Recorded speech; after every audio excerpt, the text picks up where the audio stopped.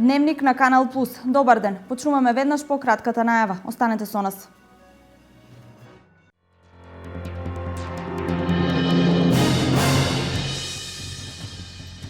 Од утре температури до 40 степени Целзиусови. Избегнување престој на отворено во периодот од 11 до 17 часот, препорачуваат лекарите.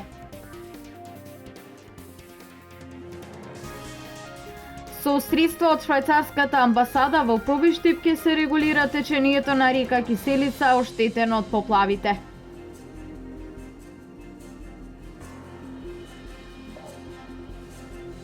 Денеска се освети ново изградениот параклис Свети Климент Охридски во Делчево. Осветувањето го изврши митрополитот Брегалнички господин Иларион.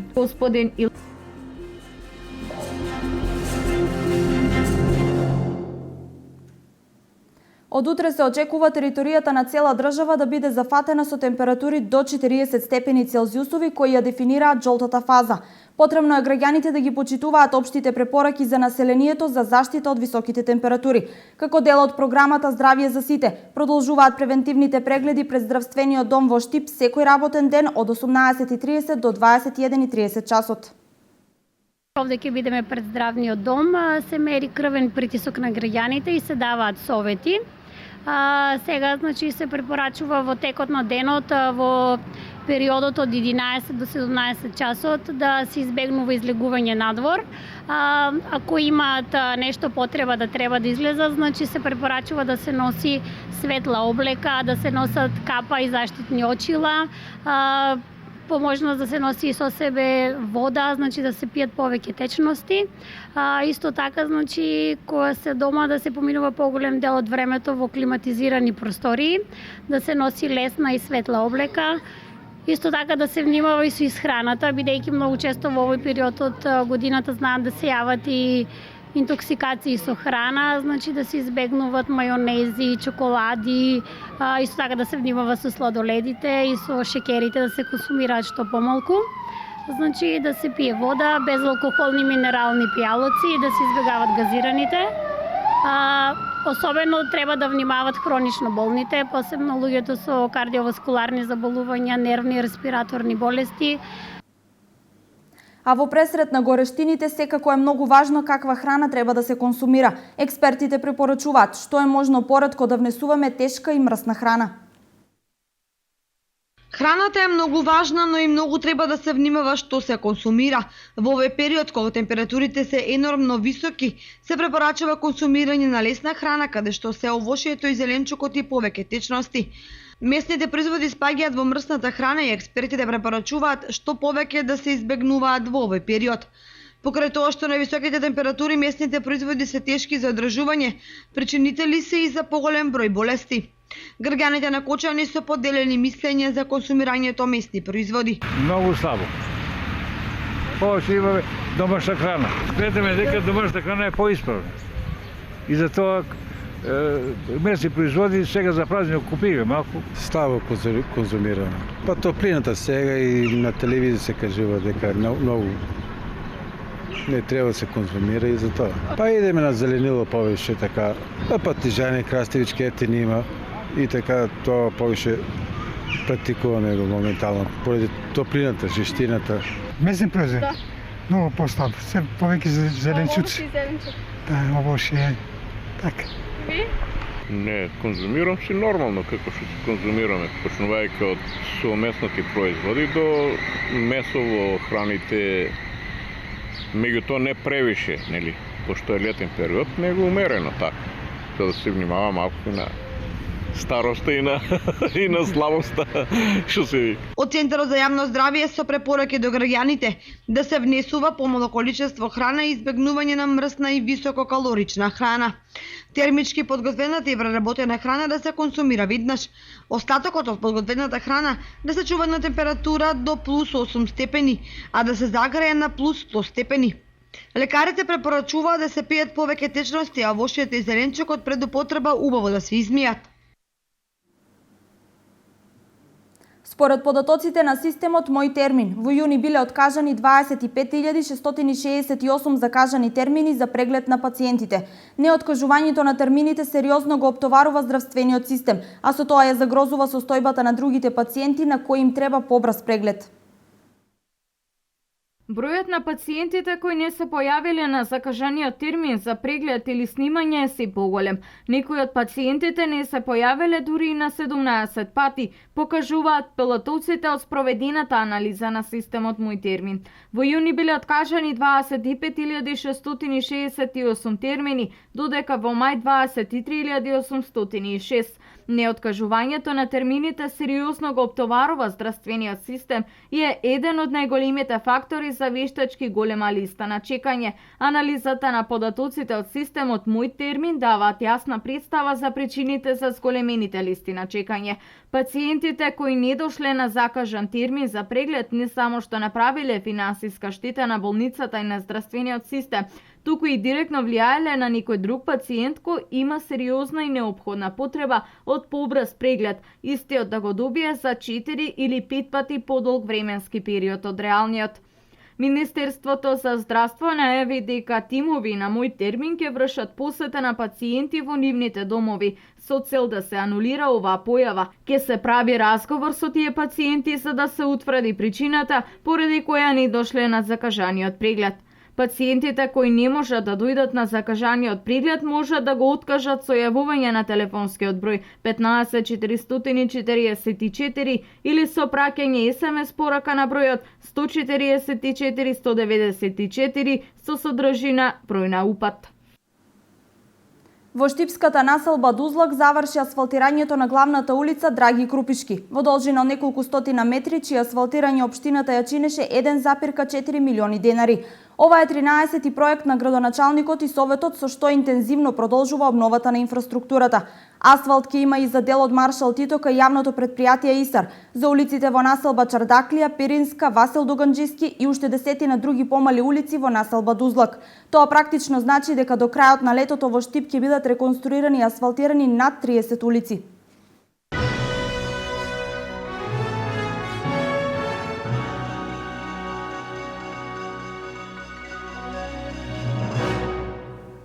Со средства од швајцарската амбасада во Пробиштип ќе се регулира течението на река Киселица оштетена од поплавите. Станува збор за предлог проект за кој општина Пробиштип аплицираше за средства преку Центарот за развој на Источниот плански регион. Зачувувањето на природата и нејзиното одржливо управување се приоритетите кога се однесува за предлог проекти со кои се аплицира за реализирање од страна на Центарот за развој на Источен плански регион. Од 11 општини кои гравитираат во центарот, општина Пробиштип има доставено проект за регулација на течението на река Киселица, кое за време на поплавите е целосно уништено, а со тоа и дел од мостот и околното земјиште. Во моментов е распишан тендер за негова реализација, со што значително ќе се реши и проблемот со кој се соочуваат и граѓаните кои живеат долж течението на река Киселица. Самиот пат над реката е на неколку места веќе целосно подкопан.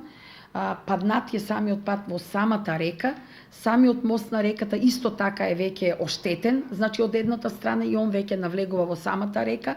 Поплавата нанесла големи штети, бидејќи коритото на реката е плитко и ги поплавила околните куќи, така да по искажувањата на жителите на селото тие неколку дена фактички не можеле да излезат од своите куќи поради нанесените штети и големата поплава. Проектот ќе се реализира со средства од швајцарската амбасада, а во меѓувреме постојат уште 3 слични проекти кои ќе се финансираат од Министерството за финансии и тоа за општините Берово, Виница и Зрновци. Од понеделник започнува Лесновската ликовна колонија која традиционално се одржува во Пробиштип. Домашни и странски ликовни уметници своите творби ќе ги представат пред пробиштипјани. Манифестацијата ќе трае 7 дена. Познатата Лесновска ликовна колонија во Пробиштип ќе започне од наредната недела. Оваа манифестација, која е предпознатлива за Пробиштип, годинава има нов датум на одржување. Оваа година колонијата ќе се одржи од 20 до 27 јули. Веќе е распишан конкурсот за пријавување на уметници. Досега навистина сум среќна што имаме пријавено доста голем број на уметници и ќе направиме една многу убава селекција уметници навистина со биографија, со квалитет.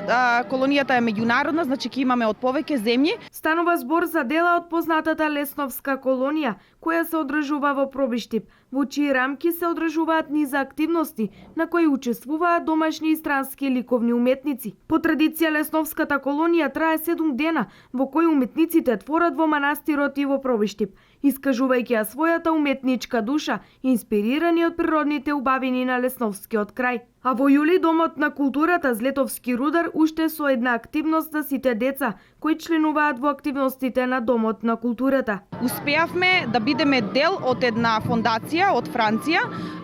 Влегоа 3 града. Тоа е Охрид, Скопје и Пробиштип. Може би малку чудно звучи, меѓутоа јас сум горда затоа што нашиот мал град влезе во таа конкуренција. Ќе ни донесат многу убава донација, тоа се за сите дечиња што членуваат во активностите по нешто.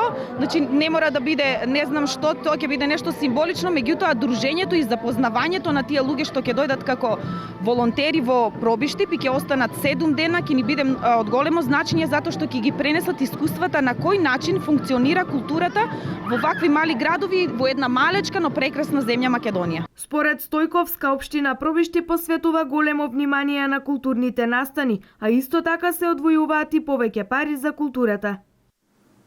Делчевчани добија уште еден Божји храм. Се освети новоизградениот параклис Свети Климент Охридски. Осветувањето го изврши митрополитот Брегалнички господин Иларион. Актитор на градбата беше делчевскиот стопанственик Слободан Дамјанов со семејството. Делчево денес доби уште еден Божји храм. Митрополитот Брегалнички господин Иларион со света архиерејска литургија го освети новиот параклис Свети Климент Охридски, чиј ктитор е делчевскиот стопанственик Слободан Дамјанов со семејството. Осветување со кое што храмот и официјално беше предаден во служба на Македонската православна црква и граѓаните на Делчево. Овој храм ќе сведочи за нашето православно постоење во минатото, но и за великодушноста на луѓето кои овозможија да се изгради, рече митрополитот Брегалнички господин Иларион. Најнапред многу поздрав, мир и благослов на сите луѓе кои што живеат во овој град, во оваа општина, во овој крај. Радост и благослов на нашиот ктитор кој што не израдува со ова богоугодно и прекрасно дело. Исто така честитки и благодарности до нашиот градоначалник, кој што исто така беше целосно заинтересиран да се најде ктитор, да се изгради овој храм и на повеќе средби и градоначалникот подспомнуваше со нашиот ктитор кога ќе почнеме со градбата и кога ќе го завршиме храмот. Еве, тоа заврши, се радуваме сите и овој храм ќе остане и по нас да сведочи за нашето постоење, ќе остане да сведочи за минатото каде што имало храм посветен на Свети Кирил и Методи, но исто така ќе сведочи и во иднина за нашето православно постоење, односно за нашите православни темели, односно за националните и духовни наши темели македонски православни. Нека е честито и вечно, на ктиторот Господ нека му подари здравје и на неговото семејство, нека му подари многу успех во работата, долг живот, среќа и дај Боже вакви ктиторски дела да продолжат овде во градот Делчево. Граѓаните да го користат овој Божји храм за здравје и благосостојба, посакаа ктиторот Слободан Дамјанов и градоначалникот Дарко Шехтански. Јас убаво се осеќам со овој дар на градот, на сите им пожелувам здравје, се молев додека го градевме да имаме сите здравје и разбирање меѓу себе и да го градиме нашиот град. Честитка до сите наши сограѓани, градот Делчево има уште еден убав православен храм и можеме да посакаме повеќе такви храмови во општината и на сите православни верници да им го честитам овој ден и им посакувам уште многу такви денови. И граѓаните пресрекни што градот доби уште еден украс и место за прибежиште на кој верниците пред Господ ке може да му ги искажат своите молитви. Нешто најубаво, најсвето, многу сум среќна. Господ здравје да дава и тоа што градил и тоа што финансирал и на сите во Делчево. Господ само здравје и се најубаво да дава. Јас се многу радувам од црквичката се осветува. У Делчево е весело, Делчево е набожно. Значи денес добивме една прекрасна црква, Свети Климент Охридски, која верувам дека сите граѓани на Делчево ќе ја почитуваат, ќе ја посетуваат, ќе се молат во неа. Убаво е, добро е, те собраме се, видуваме се. Инаку параклисот се наоѓа во дворот на Средното општинско училиште Методи Митевски Брицо, на темелите на старата црква која го носела истото име Свети Климент Охридски, но била срушена во 60-тите години на минатиот век. И се помажува и осветува овој параклис посветен на Свети Климент Охридски чудотворец ова Светомиро, во името на Отецот и Синот и Светиот Дух.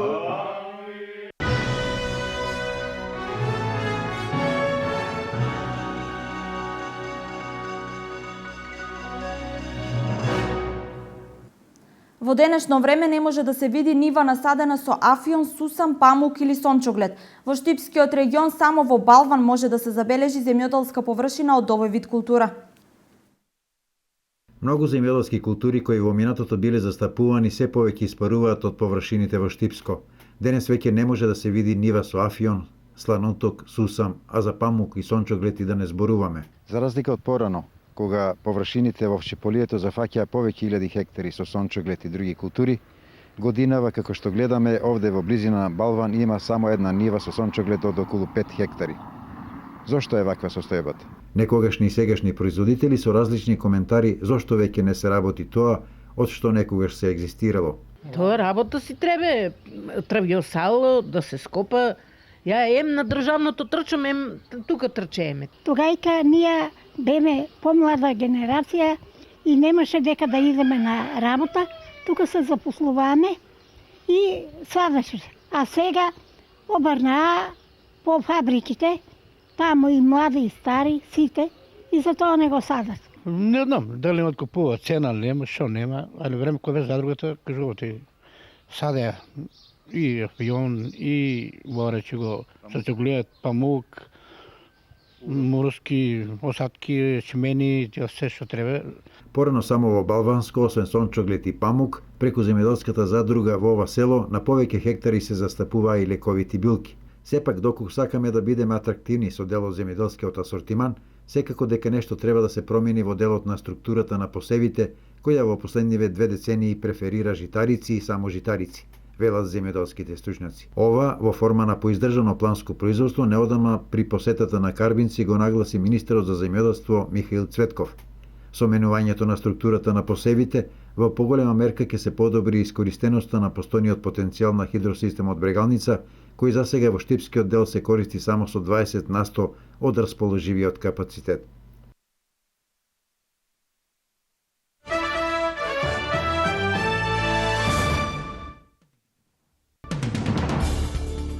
Екстремистичката група Исламска држава ја призаде одговорноста за синокешниот бомбашки напад во Хан Баби Сад во Ирак, при што загинаа над 100 луѓе. Во нападот со автомобил бомба повредени се 50 луѓе, а меѓу загинатите има и деца. Експлозијата се случила на пазар во Хан Баби Сад, 30 километри североисточно од главниот град на Ирак, Багдад. Нападот беше изведен додека луѓето го прославувале крајот на светиот месец Рамазан. Над 90 сирици, меѓу кои 5 деца биле распнати на крст и камшикувани од екстремистите од Исламска држава, затоа што не ги почитувале постите за време на месецот Рамазан. Организацијата документирала вкупно 94 случаи за раснување, камшикување или затворање во метелни келии на прекршувачите на правилата за постите. Пожарите во Грција се разгоруваат покрај пламените јазици во Атина и Лаконија на Пелопонес. Нови жаришта се појавиле и на Евија и во областа Малакаса надвор од Атина. Постојат информации за една жртва на Пелопонес, кој според информациите починал од срцепудар. Силните ветрови продолжуваат да ја отежнуваат ситуацијата. Пожарите се шират во близина на се повеќе густо населени населби во јужните предградија.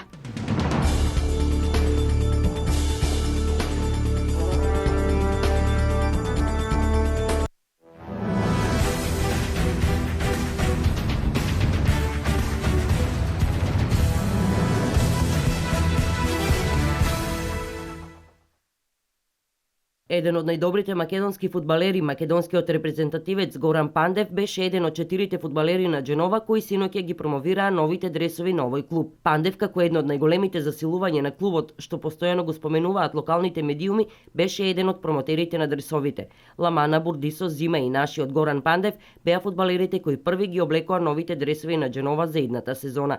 Пандев имаше одличен почеток во дресот на Дженова, бидејќи на првиот надпревар пред неговите нови симпатизери постигна 2 погодоци.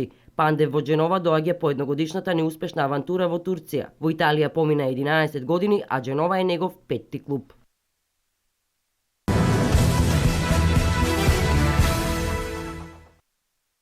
Зомимак и пролет во машка конкуренција, ЖРК Металург, ЖРК Вардар и ЖРК Пелистер, кај жените ќе се обидат да направат забележителен успех, кој дополнително би го зголемиле рейтингот на македонскиот ракомет. Зомимак ќе почне од второто коло во ЕХФ купот, што значи има шанси да добие улога на фаворит против екипата од најслабото Скалило, додека пак пролет ќе игра во Челендж купот, почнувајќи од третата рунда. Во женска конкуренција имаме 3 репрезентации, а највисоко од нив котира ЖРК Металург, кој ќе се надпреварува во купот на победниците на куповите, почнувајќи од второто коло, кое што е практично почетно. ЖРК Пелистер и ЖРК Вардар јуниор ќе бидат во иста трка во почетното коло од Челендж купот. Ждрепката за сите овие надпреварувања ќе биде влечена во вторник, 21 јули во Виена. Веќе од порано е познато дека Македонија има 3 представника во Лигата на шампионите: Вардар и Металург во машка и ЖРК Вардар во женска конкуренција.